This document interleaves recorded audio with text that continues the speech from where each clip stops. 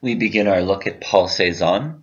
Paul Cezanne was born in Aix-en-Provence. This is in the southern part of France, closer to the eastern side, with very close to the Mediterranean Sea. This is Jardin des Buffons. This is the family estate where he grew up. And will return at multiple points in his life. His father was very successful in his firm, and he had a very nice estate there in Aix. But Aix is out in Aix-en-Provence, is out in the countryside. So it's important to remember that Cezanne is a country boy and didn't very well fit into Paris lifestyle. And when we see his early work from when he first goes to Paris, we can definitely get the sensation. As I mentioned, Jardin des Buffons is a place he'll return many points in his life.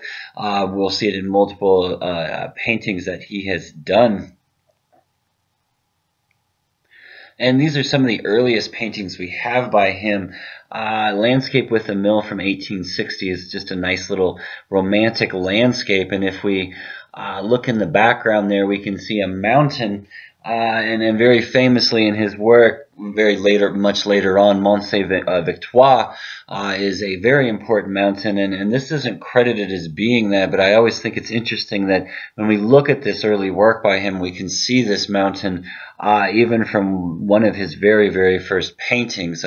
We have a nice little cottage in the woods as well. On the right, we have a painting that has a very romantic feel to it.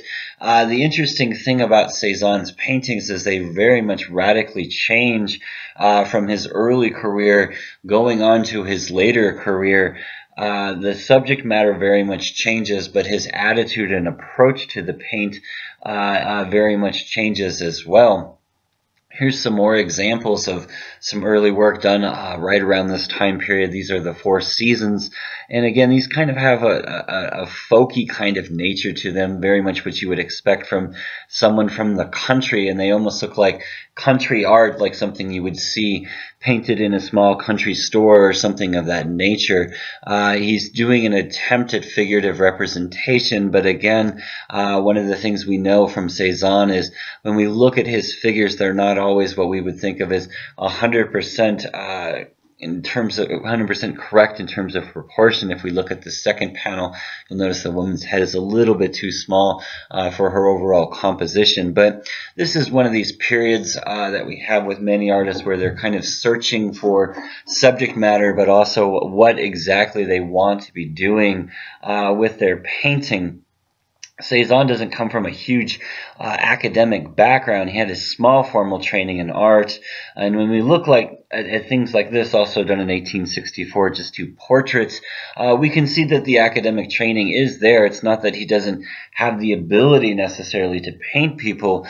It's just that he chooses kind of a different way around it.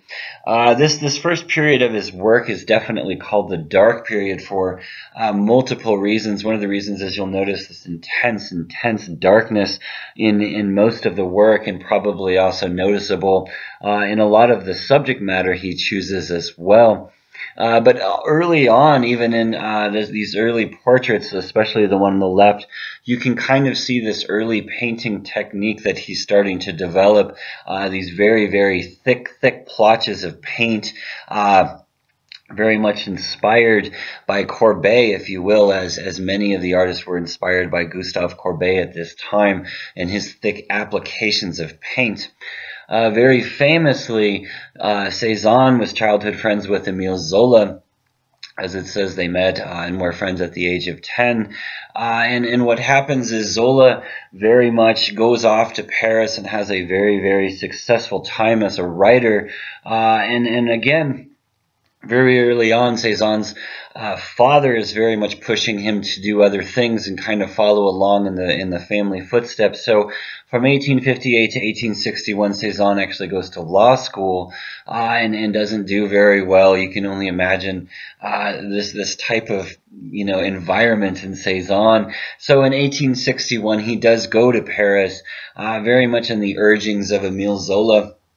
he doesn't last very long the first time, kind of goes home and has to do a second run of things. But one of the more important things we have is that this time he meets Camille Pissarro, the very, very famous Impressionist painter. And here's a portrait, a very early portrait we have from 1865 of the father of the artist. And again, I mentioned he was successful in a banking firm. And again, this, you can tell, very, very limited perspective from this image. It's very, very flat, and from the side, you can see the father reading a paper. It's often been commented, you can kind of feel this sense of coldness that this gentleman must have, kind of orientating or out around him. We know that Cezanne somewhat lived in fear of his father, or at least of his father's opinion, for most of his life. And again, we know that his father wasn't extremely happy about the fact that he was an artist. Eventually, he kind of accepts the fact that his son is going to choose this path, but the question of support, he gives him an allowance to live on, but that's about it. Here we have portraits of a man in a blue cap and or Uncle Dominique, and another portrait of Uncle Dominique from 1866, excuse me. We have several portraits of Uncle Dominique that we're going to look at, and what we're really looking at is, again, this really, really thick surface that Cezanne is working with at this time. Again, he was using a palette knife. He was very much applying paint in these very, very thick, almost clumpy kind of fashions. And another thing we're going to find from Cezanne is that he repeats the same subject matter over and over and over again. But this is Cezanne, and what Cezanne is really about is analyzing something, looking at something again and again and again until you understand it from as many different perspectives and angles and understandings as you can. So oftentimes what we'll find are the people that we're painting are the people that are closest to him. Again, this is all Uncle Dominique in various guises, with a turban, even dressed up like a monk in the center there. And you can see the impasto effect, the thick, thick buildup of paint on the surface of the canvas. And again, this is really kind of radical for the time. It's not that people weren't using paint in such thick applications. It's just usually they would blend it back into more of a realistic kind of dynamic.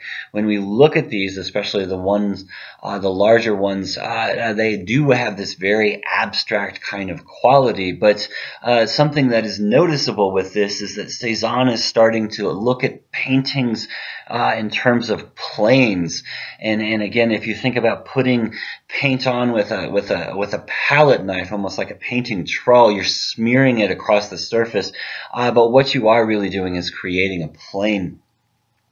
Again, this is known as Cezanne's dark period for a good reason. Here is a self-portrait of him from the time, and again, if we look at the forehead, we can almost imagine the palette knife just pushing the paint against the surface. And again, we have a little still life here, sugar bowl, pears, and blue cup, also from the same year, 1866. And again, you can see Cezanne developing this idea of a planar understanding of the surface of a painting. And what I mean by that is that he's constructing plane surfaces, geometric flat surfaces, to go along with the two-dimensional flat surface, if you will. But again, you know, when you look at this composition, not very many people would paint with such darkness and such, especially their own portrait. It makes them look like some type of savage, if you will.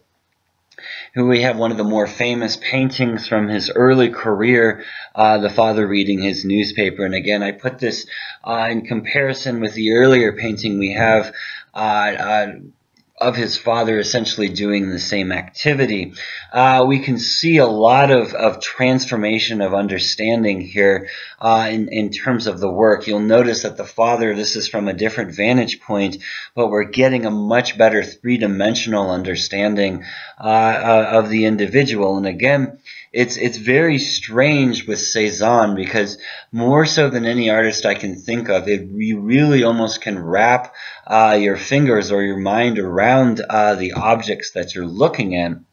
If we look up in the top corner of the painting, we see that still life that we just noticed before, and he has put it into the composition. But again, if we look at this in terms of reality, it's slightly askewed. Here is some work that we have from Montmartre, the famous Center for the Arts. And again, this is the time, I think, at least in my mind, that we can really see the clear feelings he had while living in Paris at this time. And when we look at paintings like Sorrow, it's quick and easy to understand the type of emotion he probably felt by being in the city. As I mentioned, he's a country boy, so he never really kind of fit in. And again, he's trying to work with the salon and exhibit paintings, and these type of works are kind of similar to the understanding of what he was actually trying to submit to the salon at the time. And if we really think about it and look at these compositions, they're both very dark in terms of the paint, but also in terms of what they're trying to project. We have The Murder, very famously from 1868, where we have a man literally murdering a woman while another woman is holding her down. And on the right, we have preparations for the funeral from a year later. And again, these are the type of work that Cezanne was trying to enter into the salon. When we look at the work on the right, the figure almost looks Christ-like in the way it's laying there. But an important thing to notice is the person who's doing the preparation for the funeral looks an awful lot like Cezanne. He has that famous bald head that we see so often from Cezanne, especially in his self-portraits from around this time period. And again, when we look at the painter's style, this is so incredibly far removed from what was being accepted into the salon. This is radical even for those people that were impressionist. In addition to that, we see him emulating or doing his own version of very famous Manet paintings. Here we have Luncheon on the Grass, where he's kind of used some of the objects and some of the ideas that we have from the Manet painting. But of course, very famously, we see the bald head of himself sitting on the grass in the Luncheon, almost looking at the entire scene with a sense of alienation, like a third person observing, and everyone almost looks like, at least in terms of the foreground, not the people walking away, that they're almost disturbed by the fact that he's sitting there. Again, if we think of the psychology of the individual at this time, it's very interesting to think what he's trying to project by these paintings. We know he was an admirer of Manet and Manet's work, so it's not thought necessarily that these were meant as a joke, but it's very hard to place where exactly he is putting these. His version of a modern Olympia based on Manet's version of Olympia. And again, when we see this individual that is obviously Cezanne in the foreground. It's him within the context of the painting.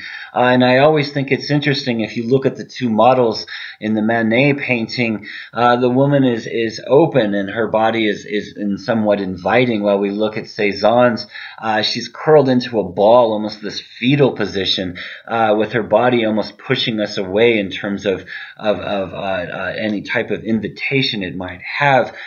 This painting was actually shown at the first Impressionist exhibition.